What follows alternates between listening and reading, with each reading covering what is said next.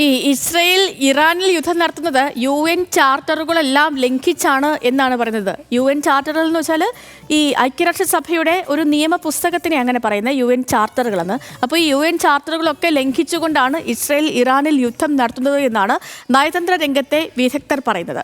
യുദ്ധത്തിന് പാലിക്കേണ്ട ഒരു മര്യാദയും ഇസ്രയേൽ ഇറാനിൽ മാത്രമല്ല ഇപ്പോൾ ഗാസയിലും പാലിക്കുന്നില്ല എന്നാണ് വിമർശനം.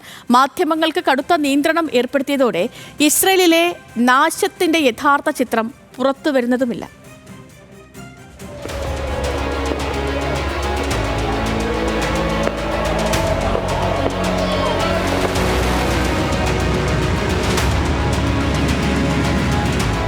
ഇറാനിലേക്ക് ആദ്യ വ്യോമാക്രമണം നടത്തിയപ്പോൾ തന്നെ ഇസ്രായേൽ യുദ്ധക്കുറ്റം ചെയ്തു കഴിഞ്ഞിരുന്നു. ഒരു രാഷ്ട്രം മറ്റൊരു രാഷ്ട്രത്തെ ആക്രമിക്കണമെങ്കിൽ രണ്ട് കാര്യങ്ങളാണുള്ളത്. ഇറാന് ആണവായുധമുണ്ടെന്ന്, അതുകൊണ്ട് ആക്രമിക്കുമെന്ന് ഐക്യരാഷ്ട്ര സംഘടനയെ അറിയിക്കണം. സംഘടനയുടെ സെക്യൂരിറ്റി കൗൺസിൽ ആരോപണത്തിന്റെ സ്ഥിതി പരിശോധിക്കണം. സത്യമാണെന്ന് തെളിഞ്ഞാൽ ഇറാനോട് പിന്മാറാൻ ആവശ്യപ്പെടാം. പിന്മാറുന്നില്ലെങ്കിൽ സൈനിക നടപടി സ്വീകരിക്കാം. ഇതല്ലാതെ ആക്രമണം നടത്തണമെങ്കിൽ അത് പ്രതിരോധത്തിനാകണം. ഒന്നുകിൽ ഇറാൻ ആക്രമിക്കണം, അല്ലെങ്കിൽ ഇറാൻ ആക്രമിക്കുമെന്ന കൃത്യമായ വിവരത്തിന്റെ അടിസ്ഥാനത്തിൽ ആന്റിസിപ്പേറ്ററി അറ്റാക്ക് അഥവാ മുൻകൂട്ടി കണ്ടുള്ള ആക്രമണം നടത്താം. ഇവിടെ ഇറാൻ ഇസ്രായേലിനെ ആക്രമിക്കുമെന്ന് പറഞ്ഞില്ല. ആക്രമണത്തിന് തയ്യാറെടുക്കുന്നതിന്റെ ലക്ഷണങ്ങളും ഉണ്ടായിരുന്നില്ല.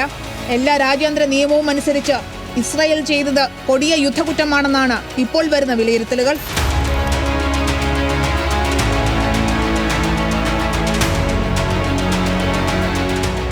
ഇറാനിൽ ഉണ്ടാകുന്ന നാശനഷ്ടങ്ങളുടെ ദൃശ്യങ്ങൾ വലിയ തോതിൽ പുറത്തു വരുന്നു.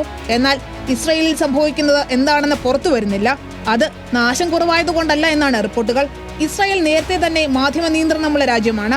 അവിടെ കൂടുതൽ കർശന നിയന്ത്രണങ്ങളുമായി വ്യാഴാഴ്ച ഉത്തരവ് പുറത്തു വന്നു. അതനുസരിച്ച് ആക്രമിക്കപ്പെടുന്ന ഒരു പ്രദേശത്തിന്റെയും വീഡിയോ ദൃശ്യങ്ങളോ ഫോട്ടോയോ എടുക്കാൻ അനുവാദമില്ല. ദേശീയ മാധ്യമം നൽകുന്നവ മാത്രമേ ഉപയോഗിക്കാവൂ. ഡ്രോണുകളോ വൈഡ് ആംഗിൾ ക്യാമറയോ ഉപയോഗിക്കാൻ അനുവാദമില്ല. ശത്രുരാജ്യം അയക്കുന്ന മിസൈലുകളുടെയോ ഇസ്രായേൽ പ്രയോഗിക്കുന്ന മിസൈലുകളുടെയോ ചിത്രങ്ങൾ എടുക്കാൻ പാടില്ല. യുദ്ധത്തിൽ പരിക്ക് പറ്റുകയോ മരിക്കുകയോ ചെയ്യുന്നവരുടെ ദൃശ്യങ്ങൾ എടുക്കുകയോ പ്രസിദ്ധീകരിക്കുകയോ ചെയ്യുന്നതിനും വിലക്കുണ്ട്. ഇത്രയും കർശനമായ നിയന്ത്രണങ്ങൾ ഉള്ളതുകൊണ്ടാണ് ഇസ്രായേലിന്റെ ഭാഗത്തെ നാശത്തിന്റെ യഥാർത്ഥ ചിത്രം പുറത്തുവരാത്തത്. International desk, news Malayalam.